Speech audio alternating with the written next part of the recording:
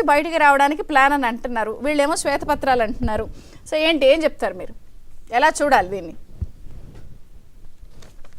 వాళ్ళ legislative party నాయకుడు ఎవరో ఇంతవరకు స్పీకర్ కు సమాచారమే ఇవ్వలేదు.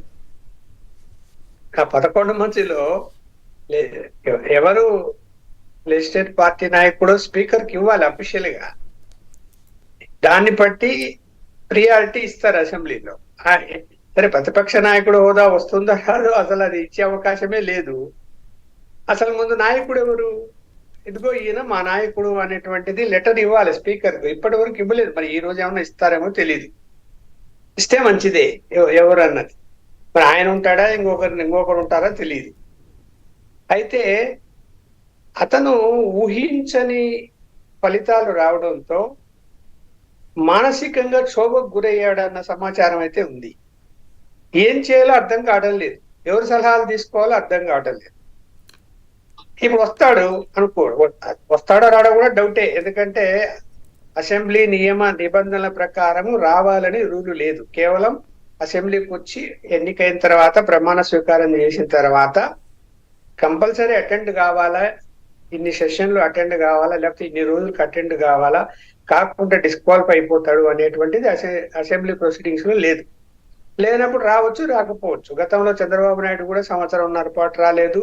జగన్మోహన్ రెడ్డి గారు కూడా దాదాపు 2 సంవత్సరాలు రాలేదు అసెంబ్లీకి. అందువల్ల ఇప్పుడు అసెంబ్లీకి ఈరోజు వచ్చి చేసేది ఏముంటుంది? ఇంకా వస్తాడు, నిరసన వ్యక్తం చేయాలి, చేస్తారు, బైకాట్ చేస్తారు, లేకపోతే లా అండ్ ఆర్డర్ లేదనే విషయం మాట్లాడడానికి అవకాశం అడగవచ్చు.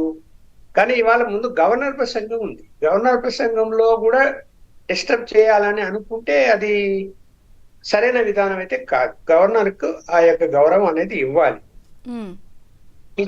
వచ్చినా కూడా ఆ గవర్నర్ ప్రసంగం అయ్యేంత వరకు కూడా గౌరవం ఇచ్చి సభలో కూర్చోవాలి. అలా కాకుండా గవర్నర్ ప్రసంగాన్ని కూడా మేము అడ్డుకుంటాము అంటే 11 మంది చేసేది ఏముంది?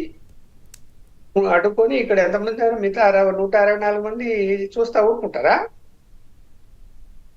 ఖచ్చితంగా రివోల్ట్ అవుతారు కదా. మరి ఆయన ఘర్షణ ధోరణితో వెళ్ళాలని అనుకుంటే మరి 5 సంవత్సరాల కాలం పాటు ఆయన చేసినటువంటి అరాచకాలకు సమాధానం ఎవరు చెప్తారు? ఆయన రాష్ట్రపతి పాలన పెట్టాలంటాడు. మరి 5 సంవత్సరాలు ఆయన పాలన, 5 సంవత్సరాలు ఎన్నిసార్లు రాష్ట్రపతి పాలన పెట్టి ఉండాలి? కామన్ గా సమాజంలో ఏవైనా గొడవలు, అప్పటికప్పుడు స్పాంటేనియస్ గా కొట్టుకోవడాలు, వ్యక్తిగత కక్షలు, ఇవన్నీ వీటితో కారణంగా హత్యలు, గొడవలు జరుగుతూ ఉంటాయి. ఇప్పుడు కాదు, ఎప్పుడు ఏ ప్రభుత్వ పరిపాలనలో ఉన్నా కూడా ఏమేమి ఆగవు. వ్యక్తిగత కక్షలతో హత్యలు చేసుకోవడము, కొట్టుకోవడము అన్నది ఆగదు, అది జరుగుతూనే ఉంటాయి. కానీ ఇక్కడ రాజకీయ హత్యలు అయితే, ఇప్పుడు చూడు, ఆయన ఎమ్మెల్సీ ఒక వ్యక్తిని తీసుకెళ్లి హత్య చేసి డోర్ డెలివరీ చేశాడు కదా, అది రాజకీయ హత్య.